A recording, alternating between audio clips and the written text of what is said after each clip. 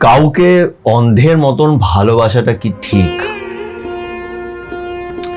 কেউ কি কাউকে অন্ধের মতন ভালোবাসতে পারে? পাগলের মতন ভালোবেসেই যাচ্ছে, বেশিই যাচ্ছে, ওই সাইড থেকে কিছুই হচ্ছে না, কোনো রেসপন্স হচ্ছে না, তাও আমি তাকে ভালোবেসেই যাচ্ছি, বেশিই যাচ্ছি। এমন কি হয়? হয়, কিন্তু এটা হওয়াটা কি খারাপ? আমি বলবো যে এখানে ভুল ঠিক খারাপ কিছুই না। ভালোবাসা হয়ে যায়। ভালোবাসা মানে কাউকে আমি মন থেকে ভালোবাসি, এটা আমাদের হাতে কখনোই থাকে না। আমি এর আগেও অনেকবার বলেছি। কিন্তু কিছু জিনিস আছে যেটা আমাদের ভাবতে হবে। অনেকজন ভাবে যে এই যে মানুষটাকে আমি এত ভালোবাসি, সবসময় ওর কথা আমি ভাবি, তার মানে এটা হয়তো কোনো সোলমেট কানেকশন বা কোনো twin flame connection, past life connection, অনেক কিছুই আমরা ভেবে ফেলি। কিন্তু আমি একটা জিনিস বিশ্বাস করি যে দেখো, ভালোবাসাটা আমরা যখন কাউকে ভালোবাসি, অবভিয়াসলি মন খুলে তাকে ভালোবাসি, বেসেছি, কিন্তু ওই মানুষটা যাকে আমি ভালোবাসছি সে কি এটা ডিজার্ভ করে? আজকে এমনই একটা গল্প তোমাদের আমি শোনাবো, যেই গল্পটা শোনার পর আমি কি বলবো, মানে আমি সেই মেয়েটার উপরে না, মানে রাগও হচ্ছিল না, কিন্তু অ্যাট দি সেম টাইম আমি ভাবছিলাম যে এটা মেয়েটার দুর্ভাগ্য যে ও বুঝতে পারছে না এটা ওর কোনো কার্মিক কানেকশন, এটা কোনো পাপের শাস্তি হতে পারে। যাই হোক, আজকের গল্পটা বেশ ইন্টারেস্টিং একটা গল্প। মানে আমার সত্যি কথা বলতে গেলে এই গল্পটা ভালো লাগেনি, কিন্তু তাও তোমাদের সাথে আমি শেয়ার করব। তো নমস্কার, আমি সুমন্ত। আজ রাতে তোমাদের সাথে সুমন্ত থাকবে। বেশি কিছু করতে হবে না, জাস্ট হেডফোনটা নিজের কানে লাগিয়ে নাও আর আজকের এই গল্পটা শোনো, আর শুনে নিজের মতামত অবশ্যই দিও, কেন কি তোমাদের মতামত তো আমি এই গল্পটার জন্য আমি জানতে চাই। তো চলো আর সময় নষ্ট না করে আজকের এই গল্পটা শুরু করা যাক।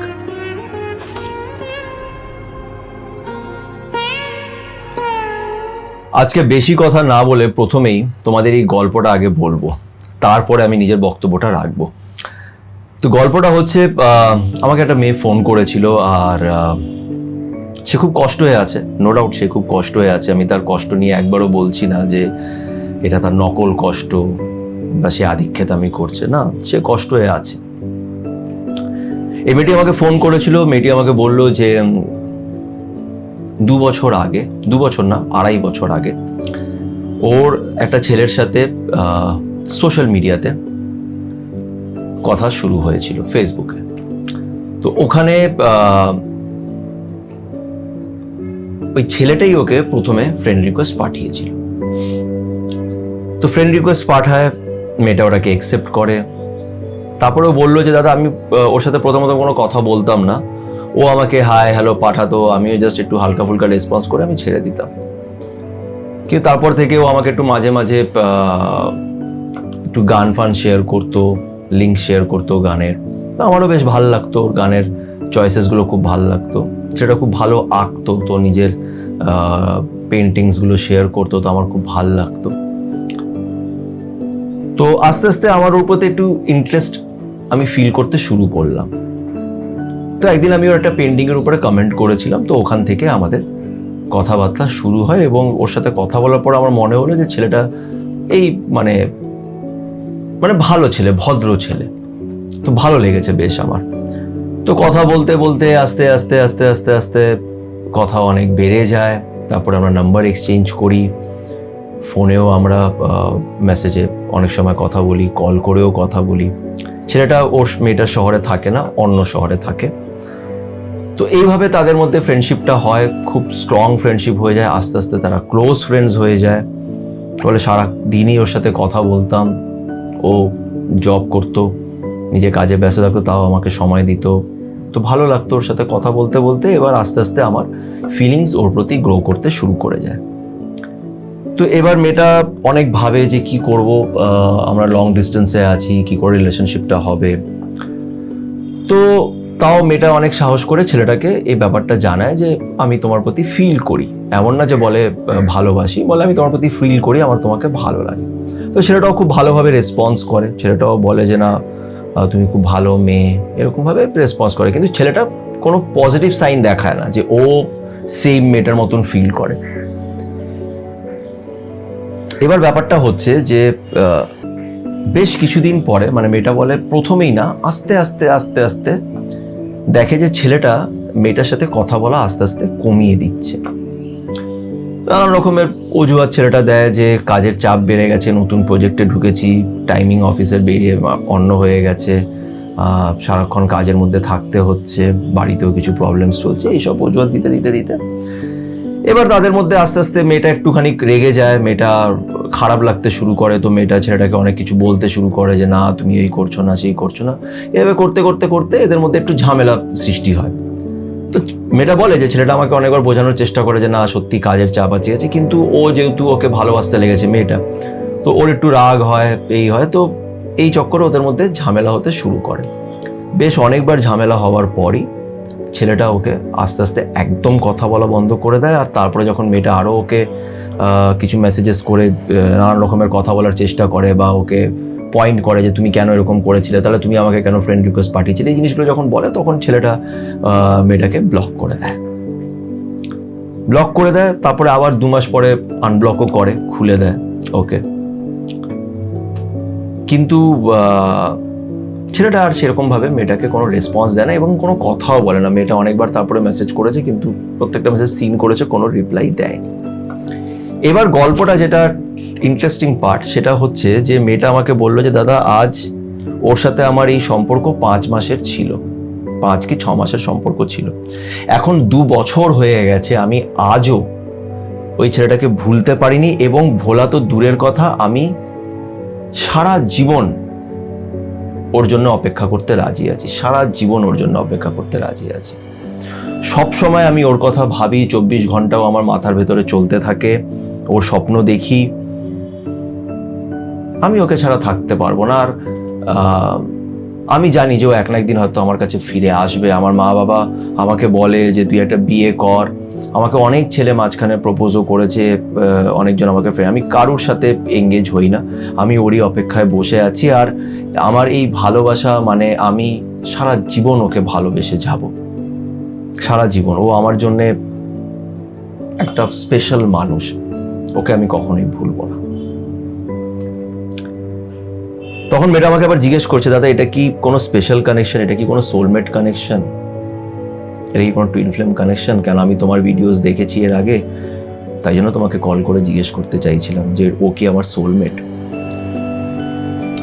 আমি মেয়েটাকে জিজ্ঞেস করলাম যে তুমি কি সেটা কি তোমাকে এখনো আনব্লক করে রেখেছে? ও বললো যে না, ব্লক খুলে দিয়েছে, কিন্তু কোনো কথা হয় না। কারণ আমি ওকে এর আগে অনেকবার মেসেজ করেছি, ও তো আর জবাব দেয়নি, কোনো রেসপন্সই করেনি, তো তাই আমি আর ওকে আর মেসেজ করি না। কিন্তু ওকে আমি ভুলতে পারি না, ভুলতে চাইও না, আমি ওকে সারা জীবন ভালোবাসতে চাই। ও বললো আমার বন্ধুরা আমাকে বলে যে ওকে ভুলে যা, ছেড়ে দে, এগিয়ে যা, বাট তাও আমার হয় না। আমার মনে হয় যে ও আমার প্রাণ, আমি ওকে ছাড়া বাঁচবো না। তো আমি মেয়েটাকে জিজ্ঞেস করলাম যে তুমি ওকে দেখো, মানে ও তোমার সোশ্যাল মিডিয়াতে তুমি ওকে দেখতে পাও? বলে হ্যাঁ, আমি ওর ছবি টবি দেখি, ওর পেন্টিংস দেখি, লাইকও দিই, ভালো লাগে। তারপরে ইনস্টাতে ওর স্টেটাসগুলো চেক করি, দেখি।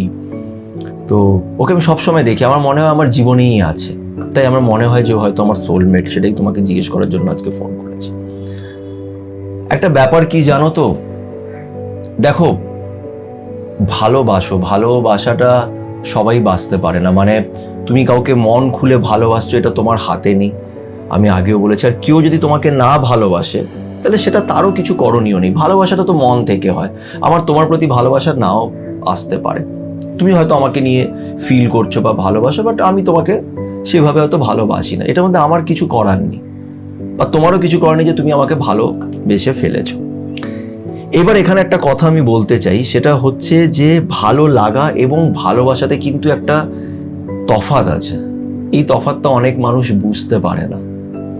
ভালো লাগা দিয়েই শুরু হয়, একটা মানুষের প্রতি কি হয়, আগে আমাদের একটা লাইকিং জন্মায়, লাইকিং থেকে আস্তে আস্তে আমরা তার প্রেমে পড়ে যাই।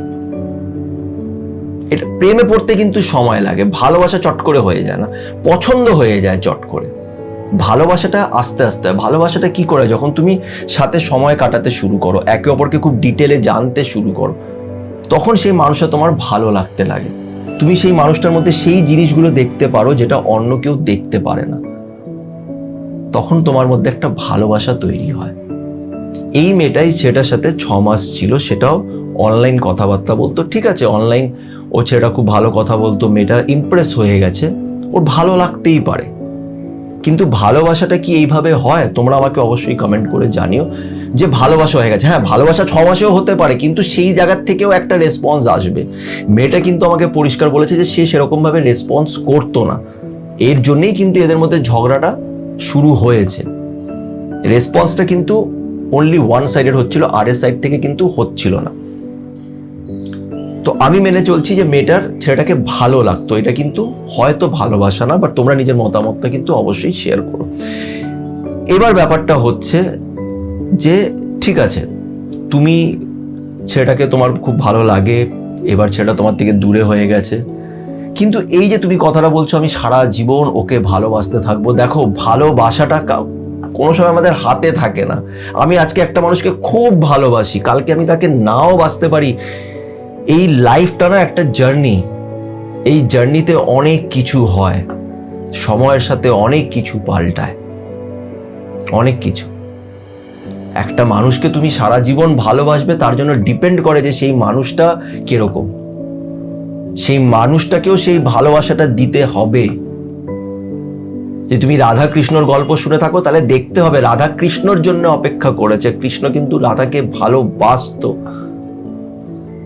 যার ফলে রাধা কৃষ্ণর জন্য অপেক্ষা করেছে।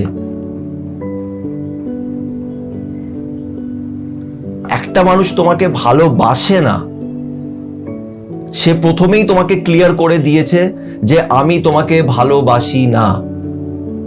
যদি ভালোবাসতো তাহলে ওর মেসেজের জবাবগুলো দিত, আর সে যে ভালোবাসে না তাতে তার কোনো দোষ নেই। মেয়েটা এটা ভাবছে যে ও আমাকে ফ্রেন্ড রিকোয়েস্ট পাঠিয়েছে, তার মানে ওই অ্যাপ্রোচ করেছে। আরে ফ্রেন্ড রিকোয়েস্ট পাঠা, একটা ছেলে মেয়ে ভালো বন্ধু হতে পারে, আমার কাউকে ভালো লাগতেই পারে, তাই জন্য আমি এত ফ্রেন্ড রিকোয়েস্ট পাঠিয়েছি তাকে, তার মানে এটা না যে আমি তাকে ভালোবাসবো। বাস হয়তো এই ইন্টেনশনেই পাঠিয়েছে যে ঠিক আছে আমি মেয়েটাকে ভালো লেগেছে দেখতে, তো চলো কথা বলে দেখি। কথা বলার পরে হয়তো আমার সেরকম ভাবে ভাইবসটা ম্যাচ করেনি, তো আমি দূরে সরে গেছি। কোনো ফলস প্রমিস তো করিনি। মেয়েটাকে আমি জিজ্ঞেস করলাম কি তোমাকে কোনো ফলস প্রমিস করেছে বা কিছু বলেছে যে আমিও তোমাকে ভালোবাসি বা কিছু, বা ফ্লার্ট করেছে? ও বলে না, ও তো খুব ভদ্র ছেলে। তাহলে তুমি আজকে ওকে কেন ক্লেম করছো যে না ওই আমাকে ফ্রেন্ড রিকোয়েস্ট পাঠিয়েছিল, ওই আমার ভিতরে প্রেমটা জাগিয়েছে, এখন আমি ওর অপেক্ষা করব? এটা হয় না, এইভাবে হয় না। আমি কারোর জন্য সারা জীবন অপেক্ষা করতে পারি, কিন্তু সেই মানুষটাকেও সেরকম হতে হবে, সেই মানুষটাকেও সেরকম হতে হবে। আর এই যে তোমরা বলো যে soulmate twin flame, definitely soulmate twin flame connections হয়, কিন্তু আমি সবসময় বলি যে সোলমেট কি টুইন ফ্লেম সেটা ওই যে উপরে যিনি বসে আছেন সে জানে। যে তোমার সোলমেট হবে সে কিন্তু তোমার সাথে এরকম করবে না, সে তোমাকে ছেড়ে এরকম ভাবে দূরে চলে যাবে না যে ও নিজের মতন করে নিজের লাইফে আছে, আমি বসে বসে তোর অপেক্ষা করে যাচ্ছি, ওর পুজো করছি কবে আসবে। এটা হয় না। আর সত্যি কথা বলছি, এটাকে আমি ভালোবাসা বলে মনেও করি না। এটা একটা জেদ, এটা একটা জেদ, এটা একটা রিজেকশনের রাগ, এটা একটা ইগো। এটাকে আমি ভালোবাসা বলে মনে করি না। আবারও বলছি, আবারও বারবার করে বলছি যে ভালোবাসা তুমি সারা জীবন অপেক্ষা করতে পারবে, এরকম অনেক গল্প আছে, রিয়েল স্টোরি, যেখানে একটা মানুষ নিজের ভালোবাসার জন্য অপেক্ষা করেছে। ভালোবাসার আরেকটা নাম অপেক্ষা। শিব, মহাদেব, পার্বতীর অপেক্ষা করেছে, রাধা কৃষ্ণর অপেক্ষা করেছে। আর এই পৃথিবীতে এরকম অনেক কাপলস আছে যারা একে অপরের অপেক্ষা করেছে, কিন্তু এই পার্টিকুলার রিলেশনটা যেটা এই মেয়েটা বলছে সেটা সেরকম ভালোবাসা নয়, এটা রাগ, এটা ইগো, এটা জেদ।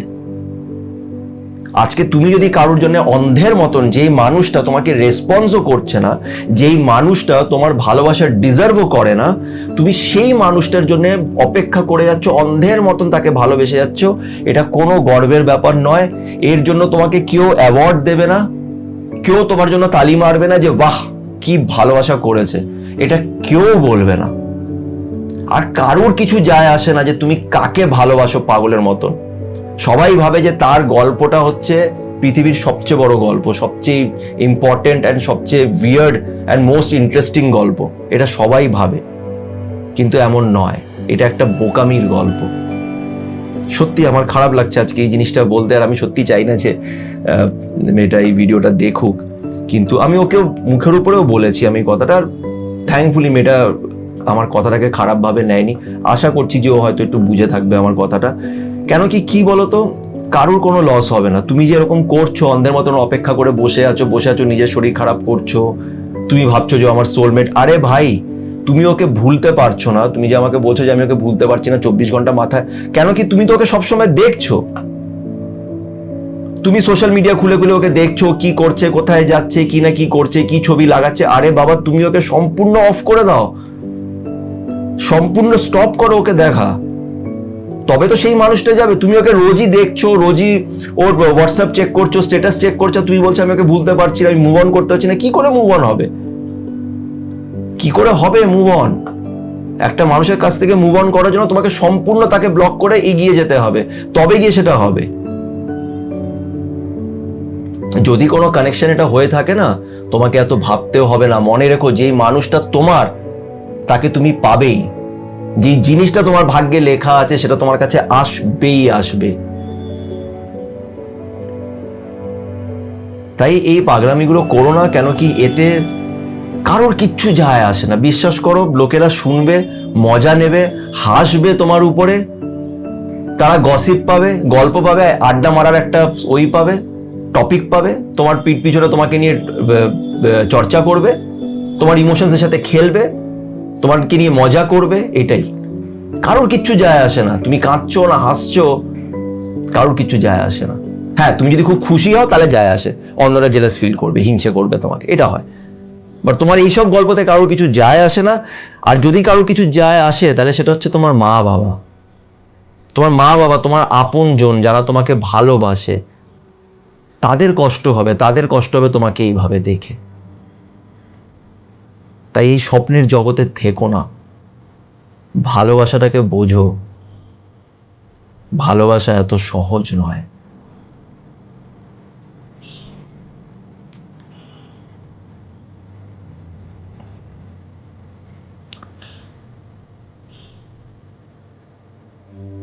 নিজের সেলফ রেসপেক্টটা না কখনোই বেঁচে দিও না কারোর জন্য।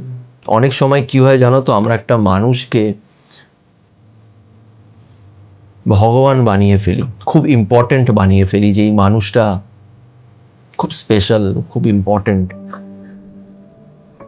কিন্তু একসময় পরে গিয়ে তুমি বুঝতে পারবে যে সেই মানুষটা জাস্ট একটা সাধারণ মানুষ, তাকে আমি স্পেশাল বানিয়েছিলাম। ও খুব ভালো, ভালো, কিন্তু ও স্পেশাল নয়। তো তুমি রিয়েলাইজ করবে একদিন।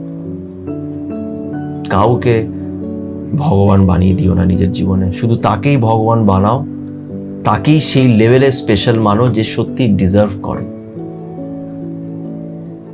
যে তোমার ভালোবাসাটাকে রেসপেক্ট দেবে। যে তোমার ভালোবাসাটাকে রেসপেক্ট দেবে না, আজকে ওই ছেলেটা মেয়েটাকে বলতেই পারতো যে তোমার ফিলিংসের আমি রেসপেক্ট করি, কিন্তু দেখো আমি তো সেরকম ভাবে ভাবি না, তো আমরা ভালো বন্ধু থাকতে পারি। সেটা কিন্তু ওকে ব্লক করে দিল।